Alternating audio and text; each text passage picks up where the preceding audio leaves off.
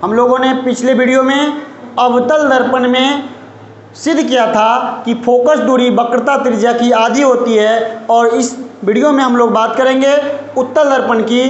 Focus दूरी जो होती है वक्रता त्रिज्या की आधी होती है, यह सिद्ध करेंगे। चलिए आइए देखते हैं। r/2 होता है, इसे सिद्ध करते हैं। सबसे पहले मानेंगे कि MN एक उत्तल दर्पण है, ठीक है, जिसका ध्रुव P है, ठीक है, जिसका ध्रुव P है। अब देखिए, और प्रधान अक्ष PC है, इधर कहीं इसका वक्रता केंद्र होगा, ये PC हो गया, ठीक है, ये प्रधान अक्ष है PC। प्रधान अक्ष के समांतर साथ ही साथ AB कोई आपतित किरण है जो दर्पण से परावर्तन के बाद, ठीक है, जो AB कोई आपतित किरण है, AB कोई आपतित किरण है जो PC के समांतर और निकट है, ठीक है, PC के समांतर और निकट है, ये A और ये B, ठीक है। दर्पण से परावर्तन के बाद यह मुख्य फोकस से आती हुई प्रतीत होती है, मुख्य फोकस से आती हुई प्रतीत होती है।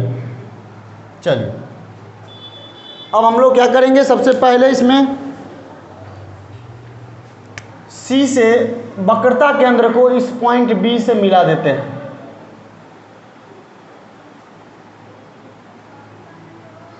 ठीक है, ये हो गया नॉर्मल।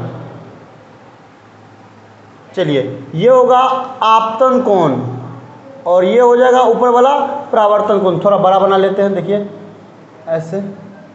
चलिए, तो ये रहा, देखिए आप ये MN कोई उत्तल दर्पण है जिसका PC प्रधान अक्ष है, P ध्रुव है। अब देखिए PC के समांतर AB कोई प्रकाश की आपतित किरण है जो दर्पण से परावर्तन के बाद मुख्य फोकस से आती हुई प्रतीत होती है, ठीक है। तो अब देखिए, सबसे पहले हमने क्या किया, इस B पॉइंट को C से मिला लिया, ठीक है, B को C से मिला लिया, यानी नॉर्मल डाल दिया, ठीक है, अभिलंब डाला।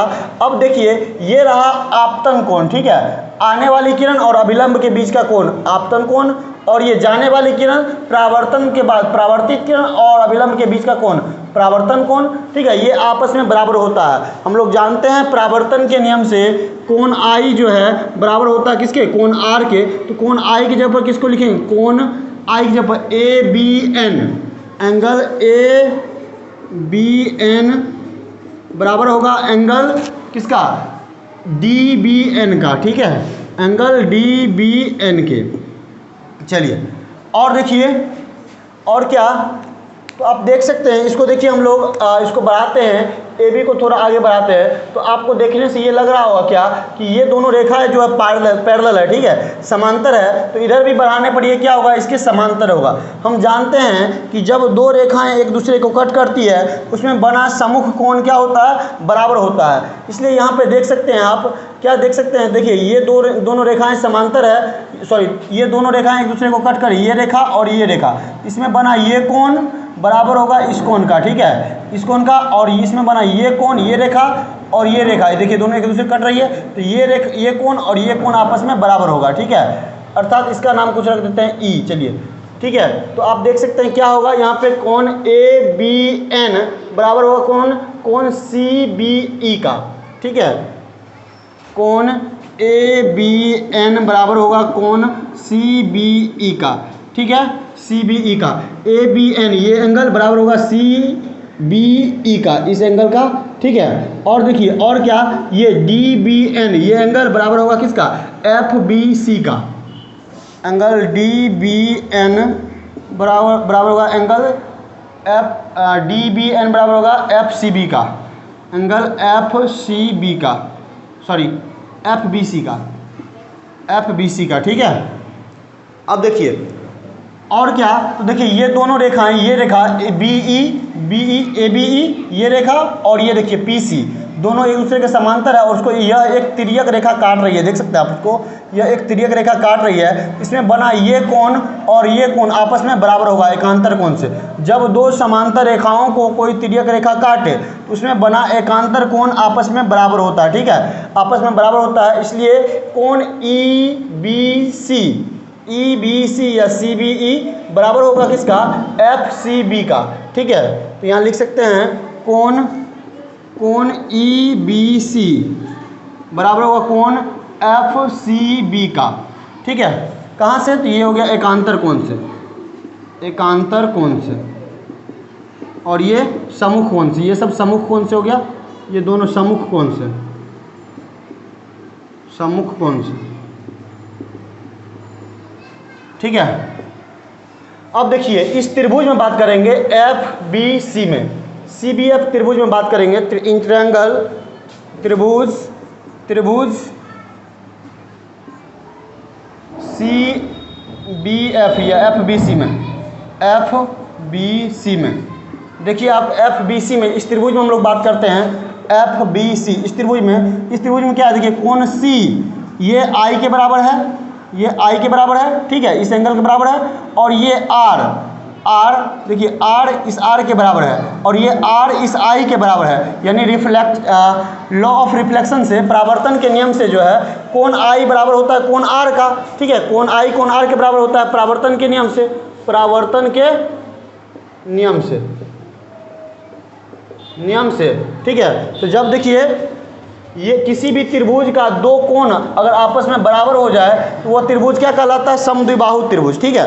किसी भी त्रिभुज का यदि दो कोण बराबर हो जाए तो वो त्रिभुज क्या होता है? ये क्या हो गया?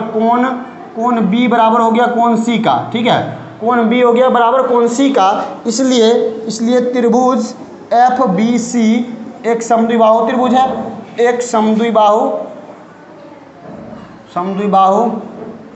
त्रिभुज है, त्रिभुज होगा।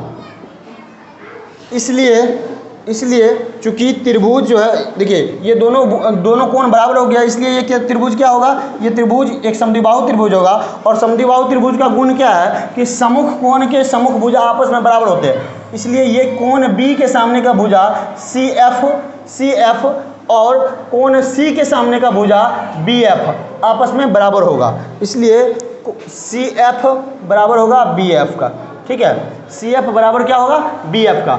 अब देखिए यहाँ पर ये फोकस से ध्रुव के बीच की दूरी को हम लोग कहते हैं फोकस दूरी, और वक्रता केंद्र और ध्रुव के बीच की दूरी को कहते हैं हम लोग वक्रता त्रिज्या, ठीक है। वक्रता त्रिज्या आर, इसको एफ बोलते हैं, ठीक है।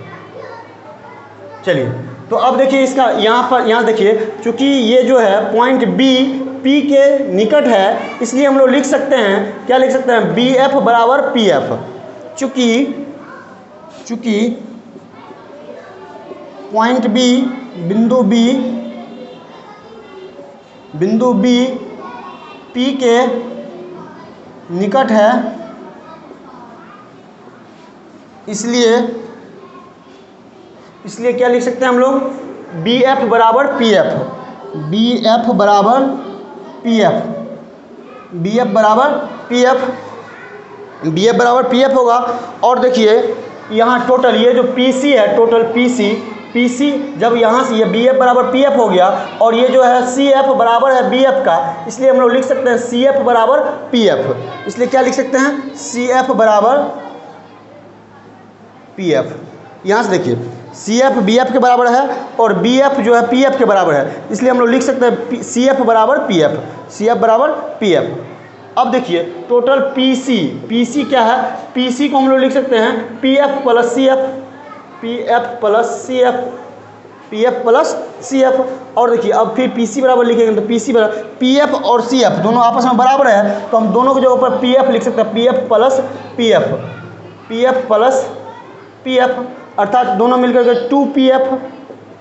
इधर pc का मान क्या है? r, ठीक है, pc का मान है r, उसके जगह हम लोग लिखेंगे r और बराबर 2, pf का मान क्या है? स्मॉल f, तो 2f।